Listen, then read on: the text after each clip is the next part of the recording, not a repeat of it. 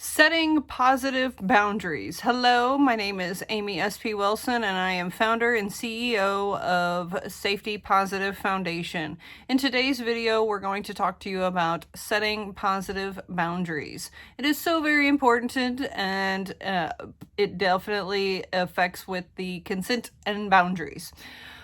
I'm going to be stressing each video this month in June, because our focus is consent and boundaries, that it is very important for you in any situation, for any reason, that if you are not comfortable with somebody touching you, you can say no. It is 100% okay to say no for any time, for any reason. It doesn't matter if you're in the middle of something, you were feeling it at one time, and then you're not.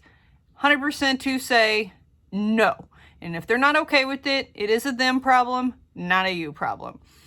Okay, now let's get into the setting positive boundaries, because we don't want to set negative boundaries. No negative vibes here. Anywho, so when we're talking about setting positive boundaries, we are talking about a holistic view with it. So physical boundaries.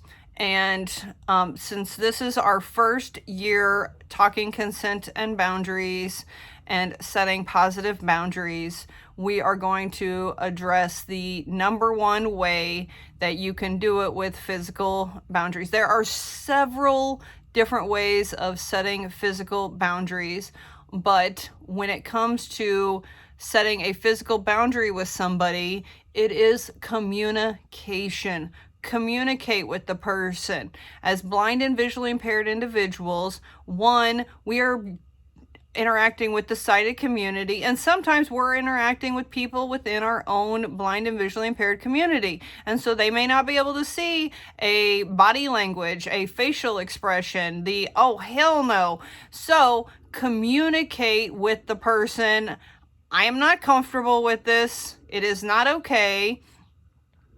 Or you can learn the safety positive verbal craft system and tell them exactly how to say it in a way to where you are setting the, you're validating, you're not okay with it, and then giving them a choice of how to proceed forward. Like, there's a whole method to the madness, and we do teach that to you in verbal craft. There's a lot of other stuff that we teach you, but verbal craft is so essential, and I love it. I can rant and rave about it.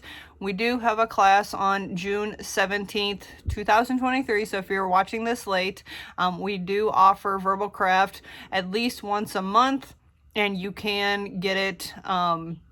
We do schedule it with groups and organizations and all that sort of fun stuff. But this is coming out on June the 16th, so there is still time to register if you are watching this on the date that it is released. On with the rest of it. So there are other ways that you can set physical boundaries. You can put your hands up with your palms up in the air to where your palms are facing them. You don't want your palms facing you. You want your palms facing them. And you do not want your hands clenched, because that makes it look like you're being the aggressor. You want your palms open. And we can get more into that into probably next year's updated version when we are teaching hands-on techniques.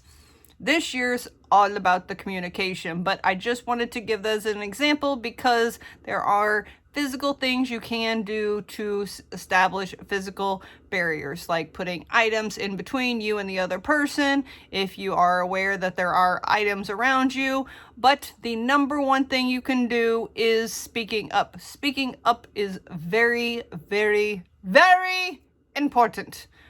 I think I've stressed that enough. Maybe, just maybe. Okay.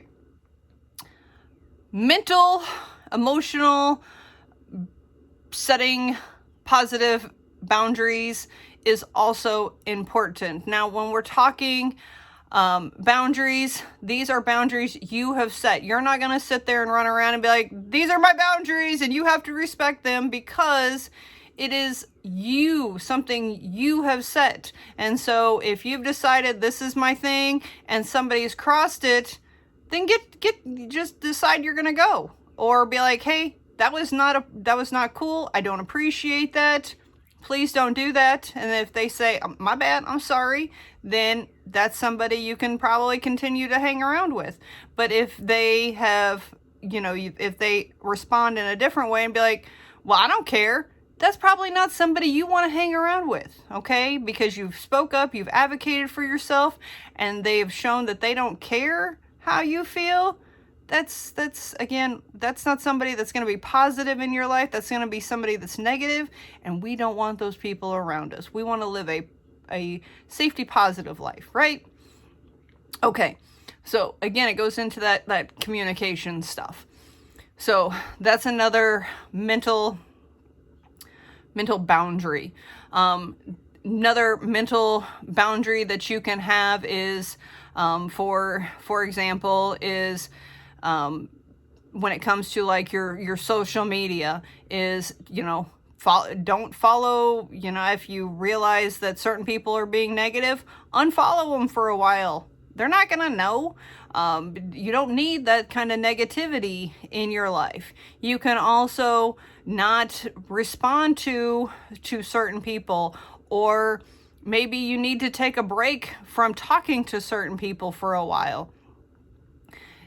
Again, if they have problems with it, that is more about them than it is about you. You have to do what is best for you and your personal well-being. That is what we are talking about here at Safety Positive. So be true to you, and that it has to come from self-awareness and those sorts of things. So safe, healthy, I don't like to really use the word healthy, but just positive boundaries for yourself.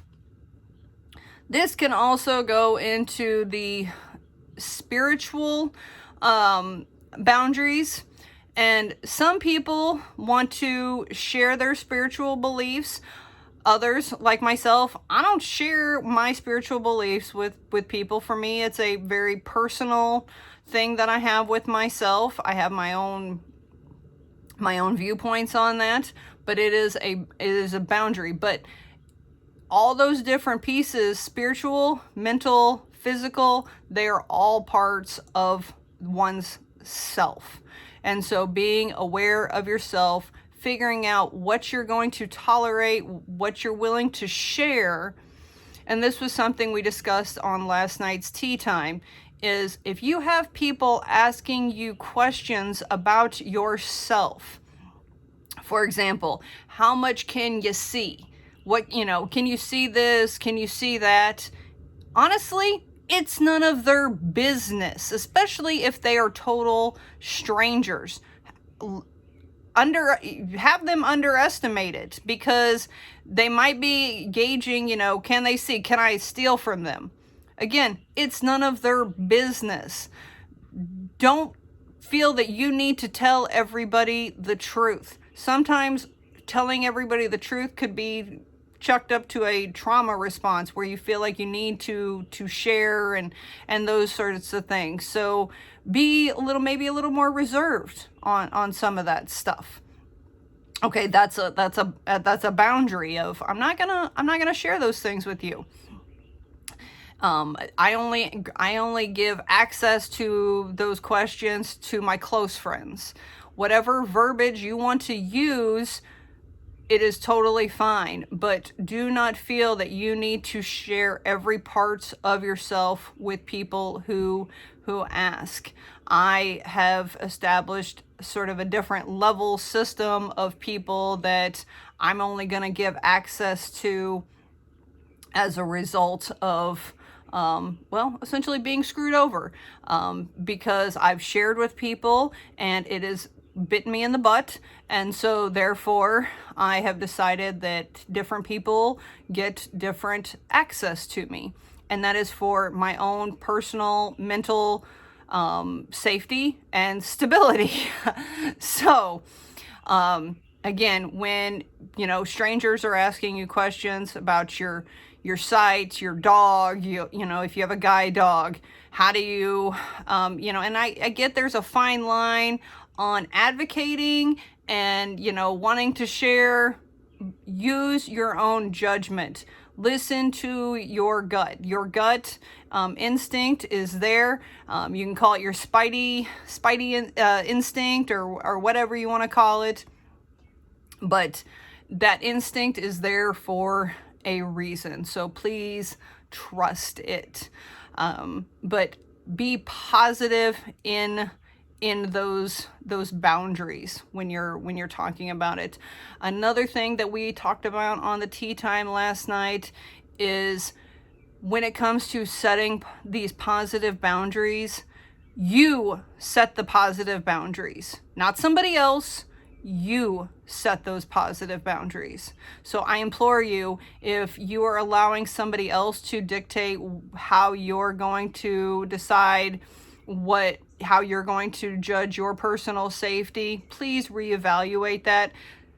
In our safety positive orientation, we have I guess it's kind of a principle of safety is your duty. If you are 18 and above, you are an adult. Safety is your duty. It is your responsibility to yourself. Nobody else is going to take care of you like you. So decide what is what is considered safe to you, and go with that. Don't let somebody else sway you, peer pressure you. If you feel like something's not safe, then get the heck out of there, or to be like, no. And if they can't take that no, it goes all the way back to the beginning of this video, when if they can't accept that no, it is a them thing.